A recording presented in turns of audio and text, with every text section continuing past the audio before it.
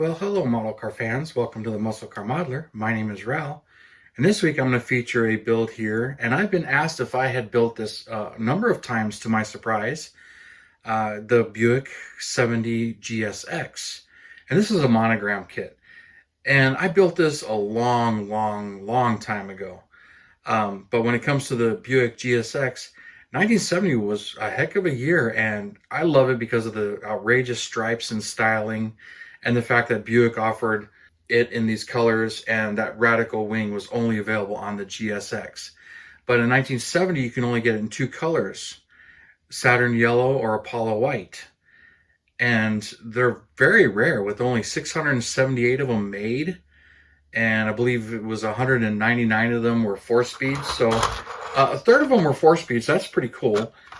Even though a Buick four speed is extremely rare, they're mostly automatics. Especially when it comes to the regular GS, a number of them are automatics. So a four speed GS is really rare. But in the GSX, like I said, a third of them were four speeds, and not all of them are stage ones, believe it or not. But they were rated at their legendary 510 foot-pounds of torque. And that's what the Buick is known for in the muscle car world, is it's got the highest factory torque rating than any car at the time. Now, whether or not the motors actually produce that or more, because many of them were above that, but as far as factory literature and factory rating, 510 foot-pounds out of the Buick. And quite frankly, what's strange to me is that didn't matter if it was a regular GS 455 or a stage 1 GS 455. They both were rated at 510 foot-pounds of torque.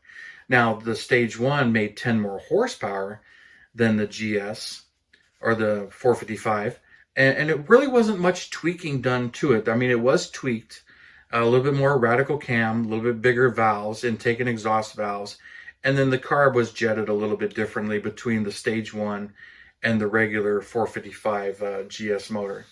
So there's a number of changes, but also they're one of the few manufacturers that, whether you got a top GSX stage 1, you could still get an automatic or manual or even AC.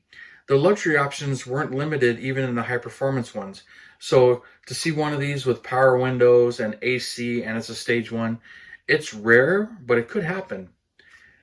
And another thing I think was interesting is the white ones are also pretty rare. So if you get stage 1 4-speed white with air, I don't know if any were built that way, but that would be really cool. And I kind of want to build one in that color combo.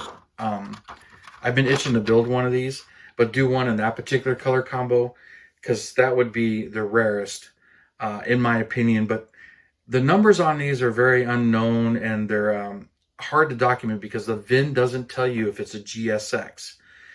And even in 71 and 72, the GSX package was available on a GS, and it didn't have to be a 455 for those years. So the 71 and 72 GSXs are very rare, and I think 71, I remember, was like 152, and 72, it said there was like 44 of them. But you got to have the factory build information or the factory window sticker, because the VIN number doesn't tell you if it's a GSX. So these are very hard to document, and if you start with a GS, it's very easy to clone. So there are a number of clones out there and people who build tributes and whatnot. And honestly, I would too. If I had a 70 Buick GS, I would build a clone of it, add the spoiler, front spoiler and rear spoiler, as I think those are just so cool. And that's one of the features the GSX had, is that front air dam spoiler. I don't believe any other A body had a spoiler under there. Now, Oldsmobile had scoops under there to get fresh air, but they actually had one under the front. And then the rear wing, which they're not the only A body to have a rear wing, but for Buick, this is just pretty radical. And functional air grabber hood, or not, I forget what they call these, but the functional hood. And kind of an interesting way that they actually function. It really wasn't kind of a ram air, just a fresh air hood. And I think it's pretty cool, although I really like the 69 hood a lot better than the 70. There's a lot of things I like about the 70, but the 69 GS I would love for a model company to come out with a 69 GS and a convertible. I would love to build one of those. I know there's a resin 68 kit out there from Perry's Resin, although it hasn't been manufactured in a very long time. And they go for silly money on eBay when I have seen them pop up on eBay. I have two of those, and I haven't built either one of them. And my intention was when I got them many years ago was just that: build one as a 68 and build one as a 69 and do the modifications. But haven't done it, and because of what I've seen those kits going for on eBay, it makes it even harder to want to build them because of the value. But I don't buy them for that reason. But when it comes to this one being a build, this one's very old. I'm not even sure when I did it. I know I did it when I was in high school, 1990, I think, somewhere right around there. I knew a little bit about the car. I think it's one that I saw the kit. I thought it was cool. I bought it. I was really into Fords when I was in high school. I didn't know much about Chevelles and Skylarks. But when it came to the model kits, if the box art grabbed my eye, I bought it and built it. And I was just starting to get into factory combinations and stuff, and getting into the history of them. I mean, I was really into Fords and Mustangs and Thunderbirds, so I was really versed into those. Corvettes, Camaros, I was into, but when it came to everything else, Falcons and Torinos and Skylarks and any of those, I really didn't know much. But this one, the model kit caught my eye, and I remember bringing it home, looking at the contents in the box and thinking, wow, this is actually a pretty cool kit with a lot of details. And as I started to research the car, liking the stripes and the fact that it was molded in yellow and I didn't have to paint it, and this is not painted. I didn't do any sanding on the body. That's just silver paint. That's how I built them back then. And this is probably, for the time period, one of my more detailed kits, although it hasn't held up as well. And I'm dying to rebuild this one. But the engine compartment is very nice. As an A body goes, it has an overflow bottle for the radiator. Most do not. This was actually the first car to actually get one from GM in the A bodies. And I believe you can buy these and try and fit them to your Chevelle and whatnot, but the reproductions, I understand, are pretty expensive.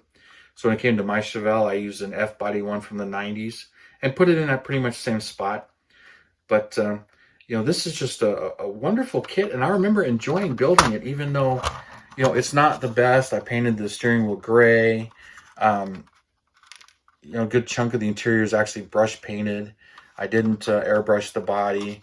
The whole underside, I believe, is airbrushed. And then the engine I airbrushed, did some sanding. I love the fact that it has an automatic tranny. Not many of them do, even though these exhaust pipes aren't glued. They're just there. Never glued them. Chrome transpan. It has a rear sway bar and pretty accurate suspension. And, as far as kits go, there weren't too many that were this detailed, especially the Monogram. I think this is probably one of the best Monogram kits from that time period. And just the shape of the bumpers and the look. I actually just scraped the chrome off around the headlights to get to the yellow plastic to give it that look. Same thing, it's not painted, even though that's chrome when you get it out of the box. And just detail painting the grill and wiping, and you see the chrome's worn thin in spots. And that's some of the stuff that stops me from rebuilding it is, if I rebuild it, I got to get the chrome redone. And this kit's been reissued a number of times now, and actually pretty recently, and the decals in the newer kits are even better. And I've got two of the more recent kits. I think I have a molded in yellow one, an early version. I think I got one maybe a little bit later, because I have the resin body to make a convertible out of it and the photo etch. And my dream with the convertible was to do a GS Stage 1 convertible and not a GSX. And then the other kit, I was planning to build a white one of these, like I mentioned. Do a white one, put a 4-speed in it, and just enjoy it there. And I had a resin rear bumper that has the cutouts because Greg Wan had done that bumper a long time ago. But it doesn't fit the body. The mold has shrunk, and the license plate fell off. It's falling apart in my hands. I haven't touched this thing in a long time, so I'll glue that back on. But I think I'll leave this one alone, but I think I'll pick up a third one and eventually build another yellow one, because I even have the paint. I got the Scale Finishes Saturn yellow paint that's sitting off to the side. I don't have the Apollo white, but I'll probably end up getting that eventually. Um, but pick up a third one. So when I find another one of these kits at a really good price at a swap meet, I'll pick it up. But I've already got two unbuilt ones, and I've got the resin convertible body to build that one, and all of, some parts for that one. I think I got everything I need to do that, because it really doesn't need decals, just the photo etch from Model Car Garage. But I'll get that one built and this one built, and like I said, it's been easily 30 years since I built one of these, and I still like to look at it, and I think about building it and how much I enjoy these old Monogram kits.